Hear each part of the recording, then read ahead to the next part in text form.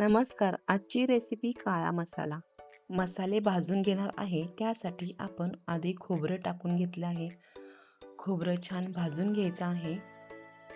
जोवर खोबऱ्याचा काळा कलर येत नाही तोवर आपण खोबरं छान असं काळसर भाजून घ्यायचं आहे.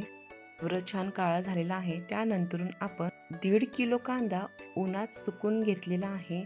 छान सुकलेला आहे. तो आता आपण काळा करून घ्यायचा आहे. जोवर कांदा काळा होत नाही तोवर कांदा परतून घ्यायचा आहे. चांगला खालीवर करून घ्यायचा आहे.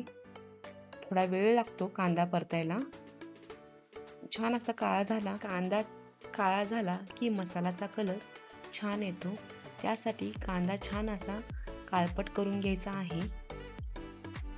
लवंगी मिरची आपण घेतलेली आहे 1 किलो. बेडगी मिरची आपण घेतलेली आहे अर्धा किलो. कांदा, खोबरं, धने हे जास्त प्रमाणात घेतलं तर मसाला अगदी छान आणि कलर सुंदर येतो. कांदा छान काळा झालेला आहे. ते आता आपण काढून घेणार आहे. तर आपण तेलामध्ये हळकुंड टाकून घेतलेला आहे. हळकुंड 10 ग्रॅम घेतलेला आहे. हे छान भाजून निघलेलं आहे. आता आपण हे काढून घेणार आहे. लवंग 10 ग्रॅम हे पण छान भाजून घेणार आहे.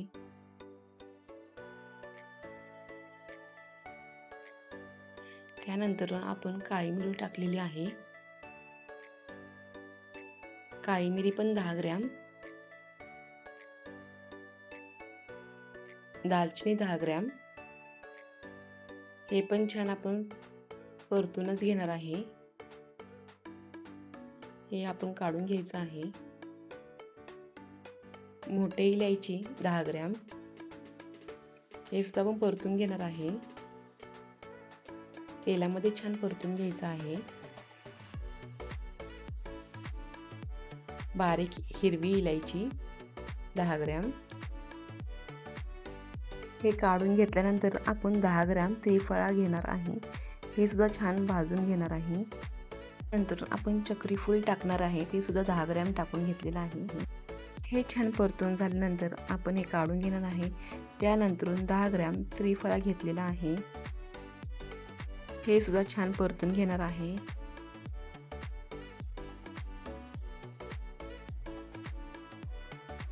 त्यानंतर दगडफूल टाकून घेणार आहे. हे सुद्धा छान परतून घ्यायचं आहे.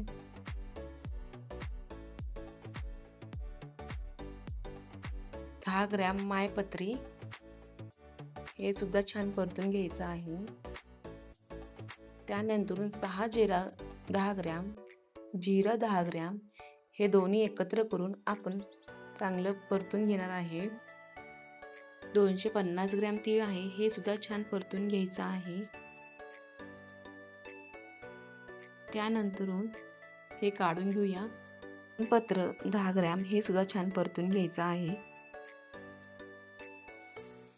कस्तुरी मेथी आपण घेतलेला आहे.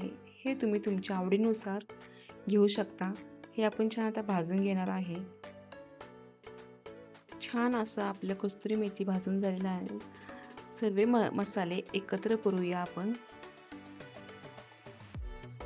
धने घेतलेले आहे. हे सुद्धा आपण छान असे भाजून घेणार आहे. धने भाजायला बराच वेळ लागतो.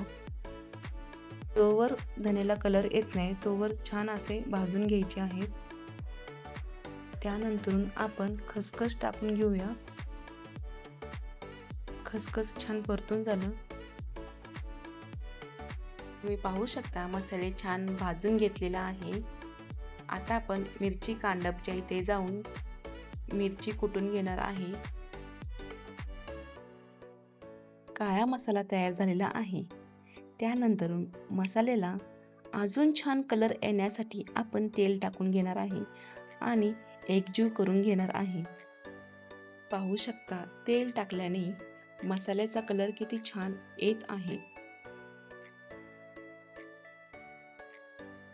कांदा लसूण मसाला रेसिपी आवडल्यास लाईक शेअर सबस्क्राईब करा. धन्यवाद.